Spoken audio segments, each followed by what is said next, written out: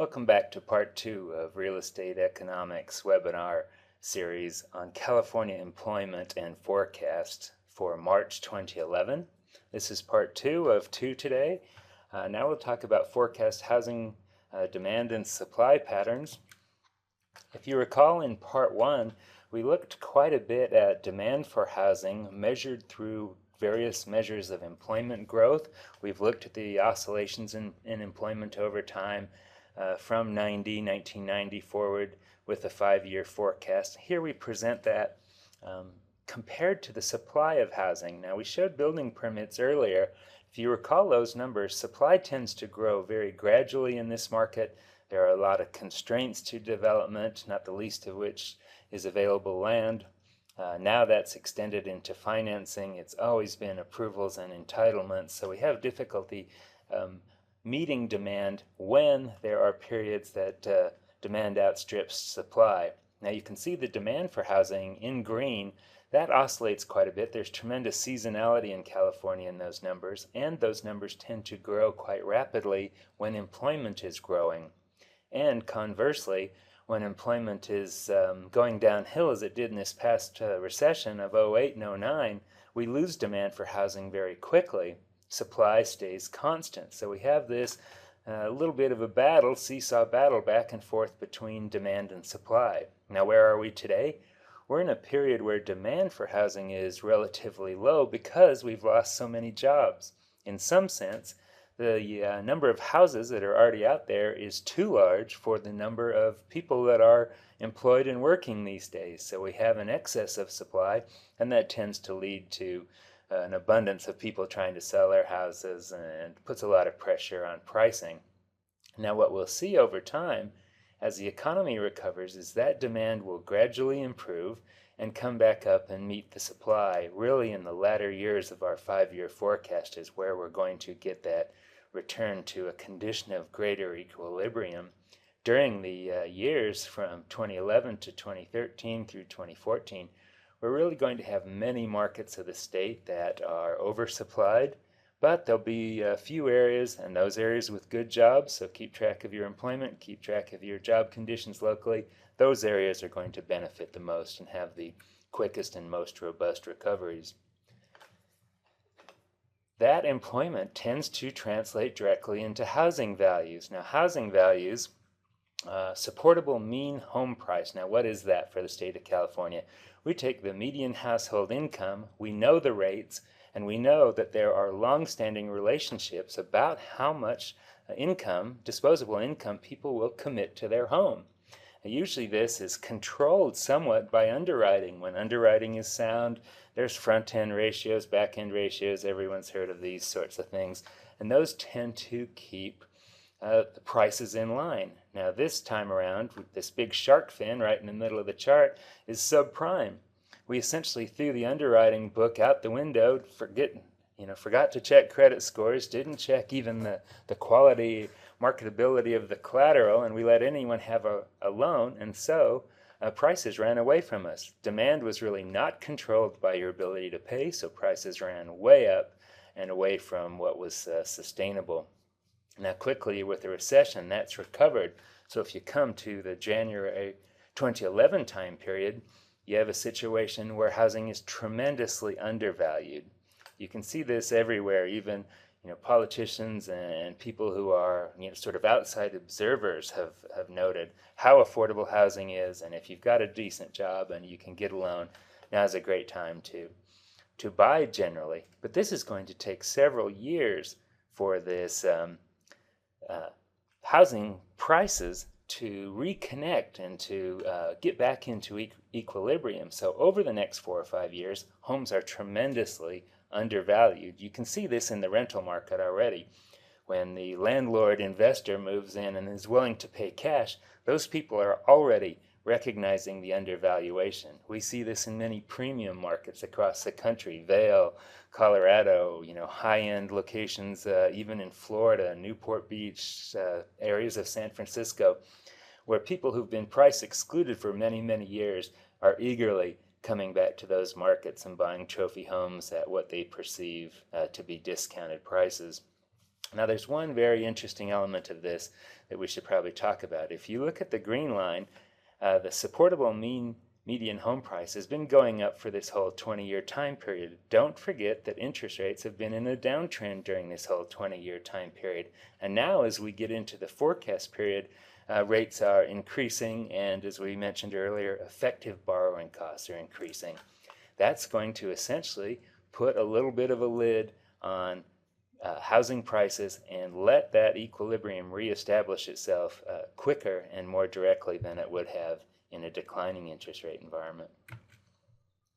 Here's our annual appreciation in home prices. This is for the entire state. As I've mentioned before, the high-performing areas are probably going to significantly outperform this.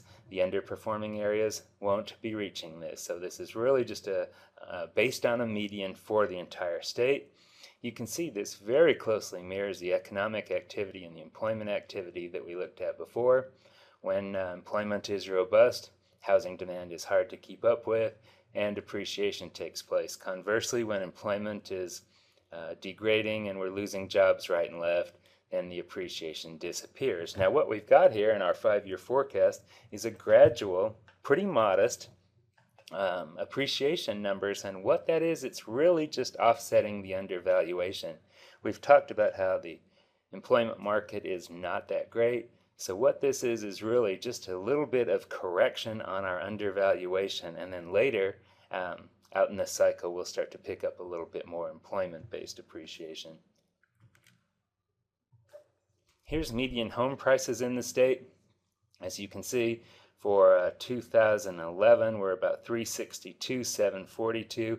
That really puts us back to a period where we were about 2004. If you go out to the end of our forecast period in 2015, we're going to be about 2004, I should say. We're a little bit lower than that now. So even at the end of our appreciation, 5-year appreciation forecast, we're not going to exceed the prices that we saw during the subprime bubble and that big shark fin in the middle of the chart I talked about a couple of moments ago.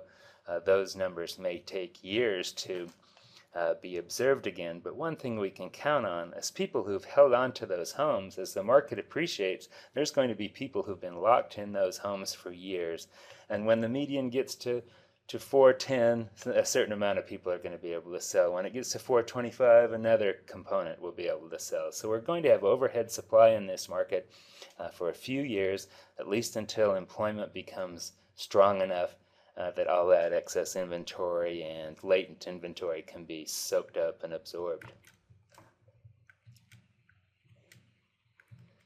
Let's go through a couple of conclusions in regards to California. The recovery is really just beginning. It's concentrated in certain areas and certain industries. I really believe that the easy money in housing has been made, in the 80s and 90s, where anybody could get a loan. There's lots of people who can build, and anybody with a little entrepreneurial spirit could go out and buy some land and put up a subdivision here or there. That's just not the case anymore. It's going to take significant research. You're really going to have to understand your market, your demographics, what people want, where they're willing to go. And employment is really just the foundation of that. So we encourage you to know your strong employment areas. Target businesses if you can. There's certain areas that are tech-based. There's certain areas that are education-based. Go look for those areas. That'll be the places where there's jobs. All these cutting-edge industries, wireless, technology, all this sort of thing. Those are areas with good jobs, and there's areas we know across the state that have tremendous preponderance of government jobs and other labor-intensive industries that are going to struggle. California doesn't appear to be a very labor-friendly in terms of employing people and for small businesses, and so companies that have manufacturing industries here in California, a lot of those are finding it much less expensive to go to Texas and Arizona and some of the other places. As we talked about, affordability is near an all-time high. This severe correction is already well known, well established, and many people are already acting on it. It doesn't often seem that way in the public news and commentary, but rental investors have been busy in this market for a year or two. People are remodeling. and flipping homes, quite often there are still tremendous bargains to be made in the distressed market, but most of those distressed homes aren't best suited for owner-occupants. Most people who want to find a home for their family and live close to their jobs just really aren't interested, don't have the time, the skills, the money, the resources, and the inclination to do big remodels. So most of the conventional owner-occupant housing demand is outletting to good homes in the resale market and to the new home market. Price appreciation is beginning to accelerate and mitigate the undervaluation. We talked about this. And despite the high level of foreclosures, there's still a downtrend in those numbers, and some of those foreclosures are starting to go out to sort of non-conventional asset managers and people who are remodeling, reselling, renting, and they're not all going out on a one-per-one basis like a lot of people expected some time ago. As we mentioned, interest rates are rising, and effective costs, the all-in cost of getting that mortgage, looks like it's poised to increase. If you're looking for 30-year money, now is a great time to lock down a mortgage and keep what we believe will be low rates into the future, historically low rates out over a fair number of years. In this particular cycle, workers have not been as mobile as they have in the past. So mobile workers and mature buyers will become a driving force in the next cycle. Many people were stuck in homes that they bought at the peak, and it took a long time to shake some of those people out and to convince them that they had to become mobile and go look for work. That's really coming into play in the last few months. And the graying, the baby boomers are going to become a driving force as they look for opportunities. And those opportunities are going to take a lot different form than the giant retirement communities of the past. There's going to be smaller boutique opportunities. There's going to be high amenity, medium amenity, low amenity opportunities, more opportunities with density and in coastal areas, that sort of thing. So that's an area that we're tremendously interested in. Again, if you have any questions today, I'm John Mulville. You can call me 949-502-5151. I'm at extension 102 if you have any questions or area of interest. We love to talk about these things and discuss these topics, and look forward to please join us for our upcoming webinars.